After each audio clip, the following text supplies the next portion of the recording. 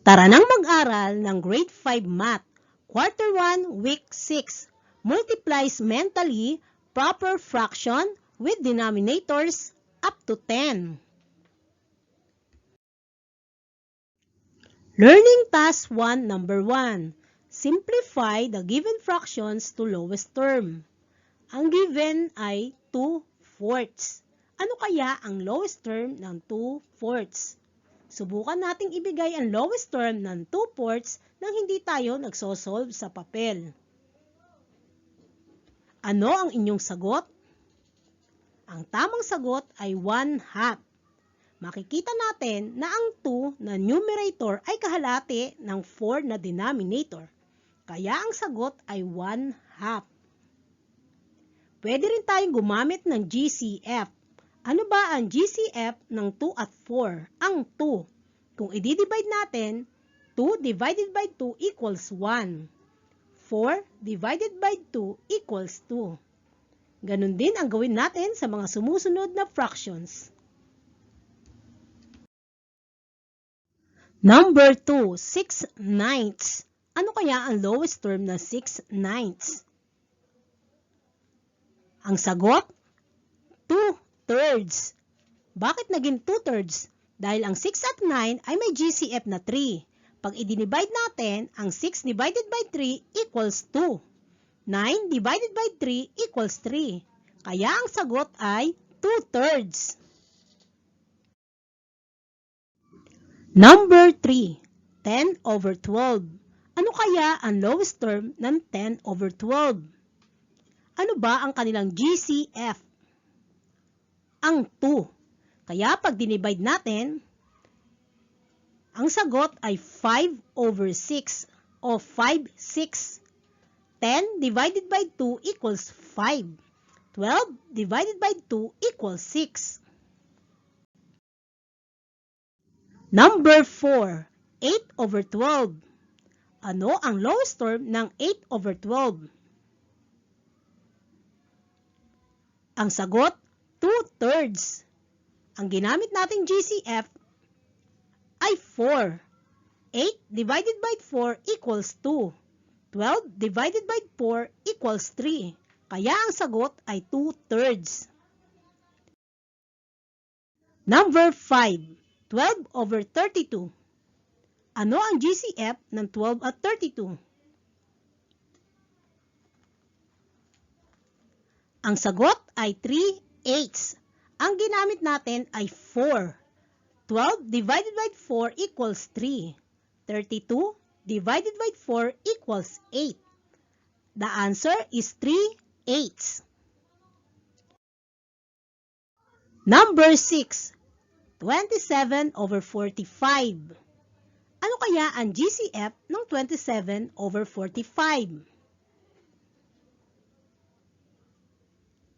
Ang sagot, 3/5.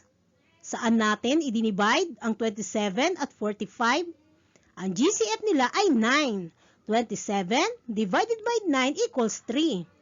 45 divided by 9 equals 5. Kaya ang sagot ay 3/5. Number 7, 35/63. Ano kaya ang lowest term ng 35 at 63? Ang sagot, 5/9. Saan natin i-divide ang dalawang number, ang numerator at denominator? Sa 7. 35 divided by 7 equals 5. 63 divided by 7 equals 9. So the answer is 5/9. Number 8, 64/96. Saan kayang number pwedeng i-divide ang 64 at 96? Ano ang kanilang GCF? At ang sagot, 2/3. Ang ginamit natin ay 32. 64 divided by 32 equals 2. 96 divided by 32 equals 3. Mga dapat tandaan sa pagmumultiply ng fraction mentally. Number 1, i-multiply ang numerator sa numerator. Ikalwa, i-multiply ang denominator sa denominator. Ikatlo, ang products ng numerator at denominator ay kailangang i-express sa lowest term. At ikaapat, gumamit ng cancellation method para mas madali ang ating pagmumultiply.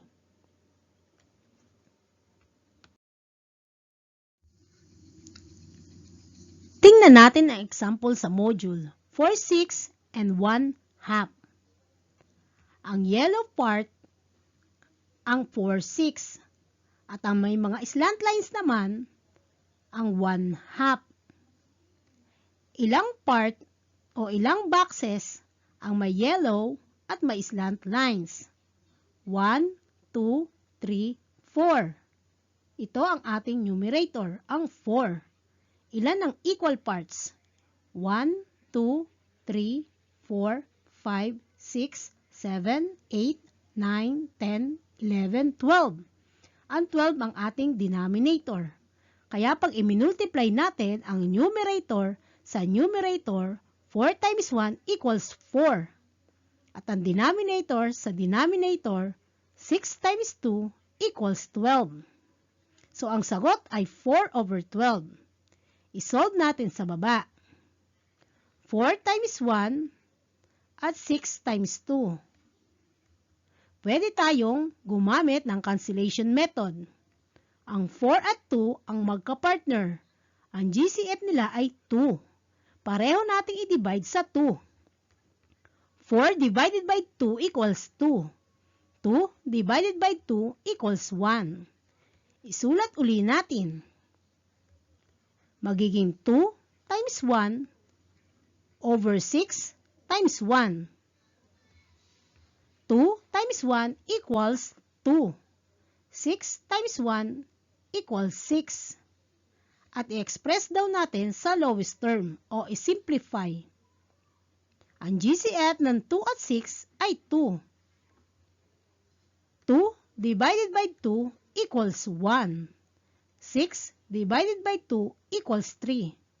Ang final answer natin ay 1/3.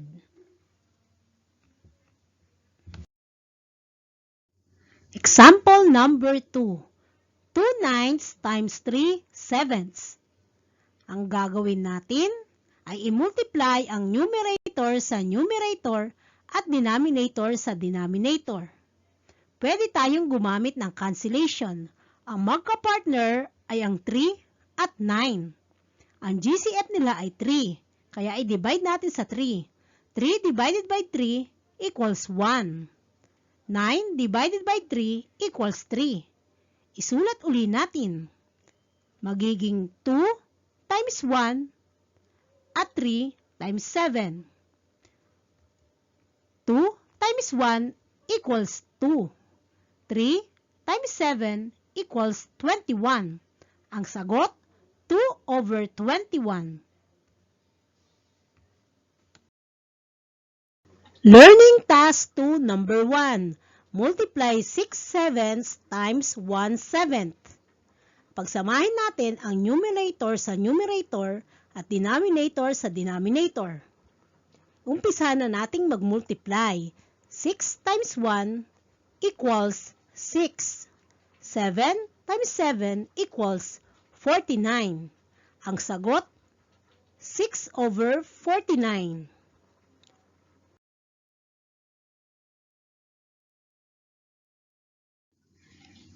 Learning Task 2 number 2. Multiply 4/5 times 2/3. So pagsamahin natin ang numerator na 4 at 2. Ang denominator na 5 at 3. 4 times 2 equals 8.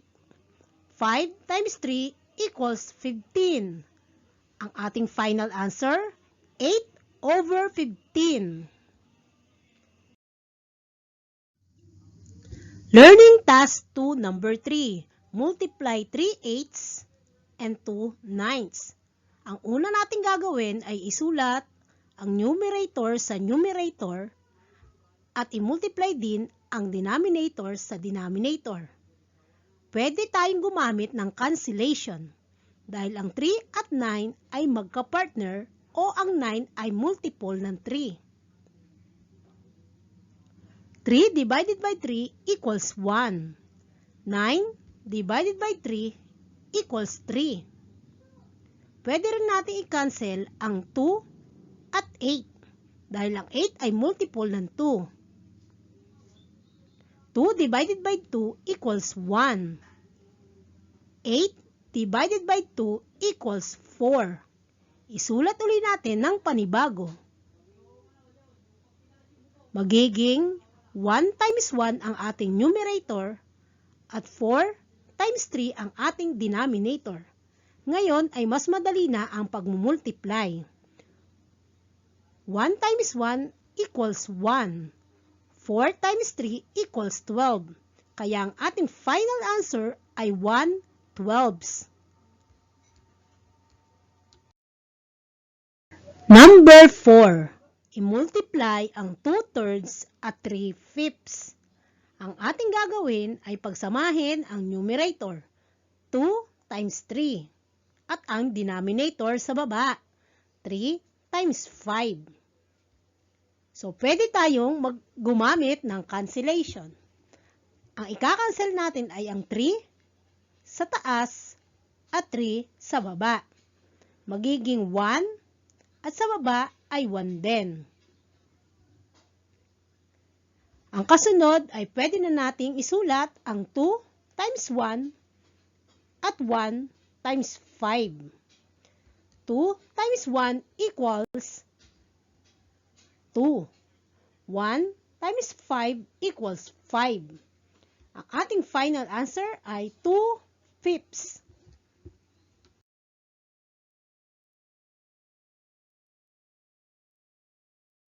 Learning Task 2 number 5.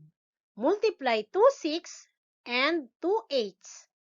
Pagsamahin natin ang numerator sa numerator at denominator sa denominator. Pwede tayong gumamit ng cancellation. Ang magka-partner ay 2 at 8. I-divide natin pareho sa GCF na 2. 2 divided by 2 equals 1. 8 divided by 2 equals 4. Ang kasunod na magka-partner ay ang 2 at 6. Ang GCF din nila ay 2. 2 divided by 2 equals 1. 6 divided by 2 equals 3. Isulat natin ng panibago. Magiging 1 times 1 ang numerator at 3 times 4 ang denominator. Kapag i-multiply natin, magiging 1 times 1 equals 1. 3 times 4 equals 12. Ang sagot, 1/12. Learning Task 2 number 6. Let's multiply 5/7 times 1/2. Tandaan, pagsamahin ang numerator sa numerator at denominator sa denominator. 5 times 1 equals 5. 7 times 2 equals 14. Kaya ang final answer natin ay 5/14. Learning Task 2 number 7. Multiply 2 8s and 1 6. Pagsamahin natin ang numerator sa numerator at denominator sa denominator. Pwede tayong mag-cancel. Ang 2 at 6. Ang GCF nila ay 2. 2 divided by 2 equals 1. 6 divided by 2 equals 3. Ang kasunod, isulat uli natin ng panibago. Magiging 1 times 1 ang numerator at 8 times 3 ang denominator para mas madaling mag-multiply. 1 times 1 equals 1. 8 times 3 equals 24. Ang final answer, 1/24.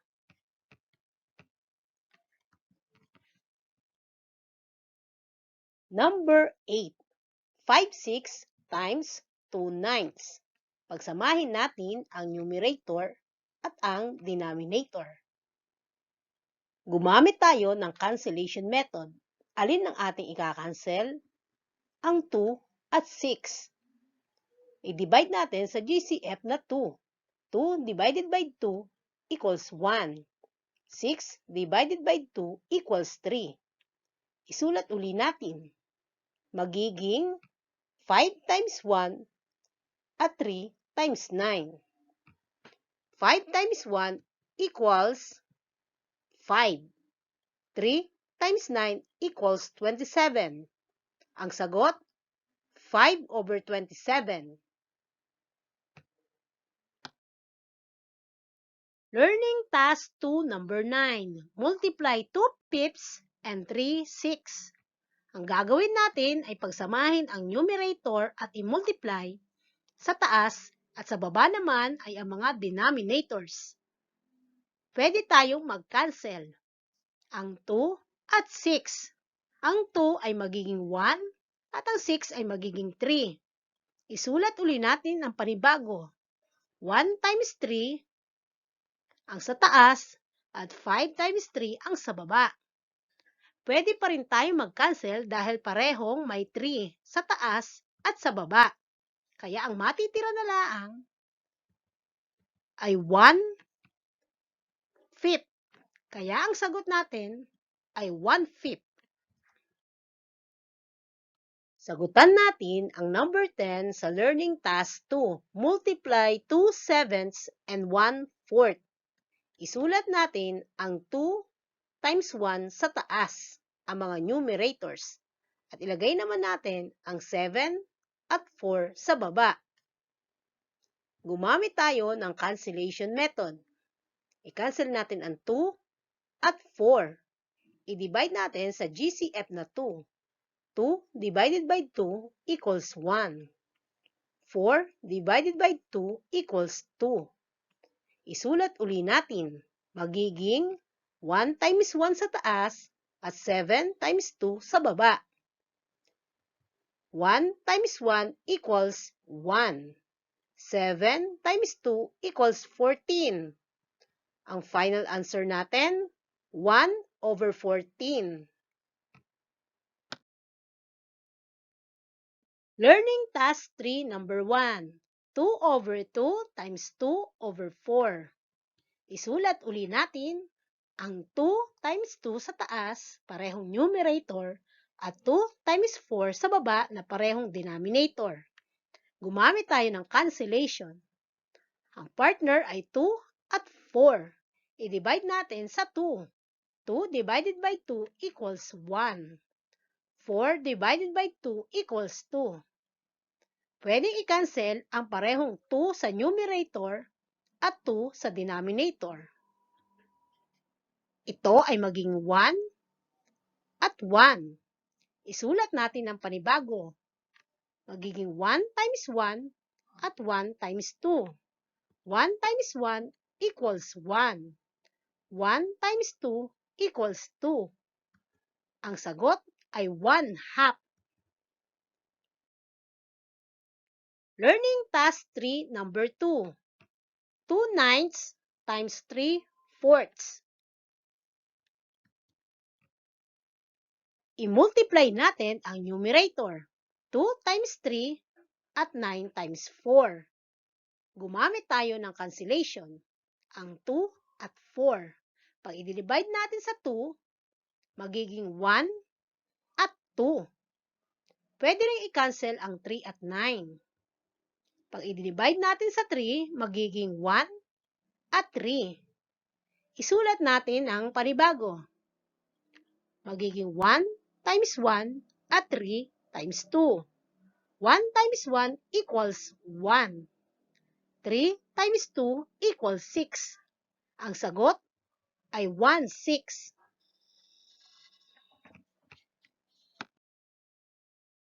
Number 3. 4/5 times 2/3. So, magka-partner ay 4 at 2. 4 times 2 at sa baba naman ay 5 times 3, ang parehong denominator. 4 times 2 equals 8. 5 times 3 equals 15. Ang final answer, 8/15.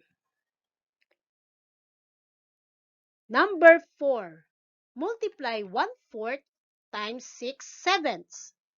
Isulat natin ang 1 times 6 sa taas at 4 times 7 sa baba. Gumamit tayo ng cancellation. Ang 6 at 4. Pag i-divide natin sa 2, ang 6 ay magiging 3 at ang 4 ay magiging 2.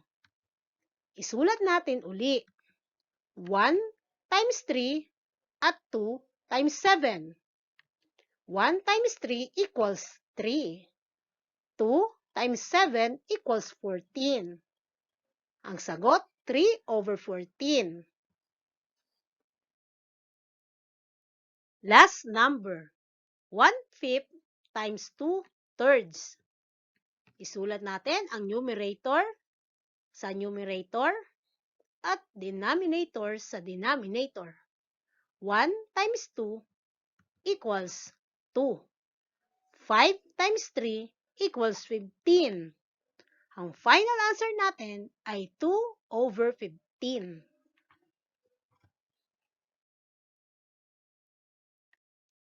Sana ay may natutunan kayo ngayon sa multiplication of fractions. Maraming salamat sa inyong panunood at pakikinig. Hanggang sa muli!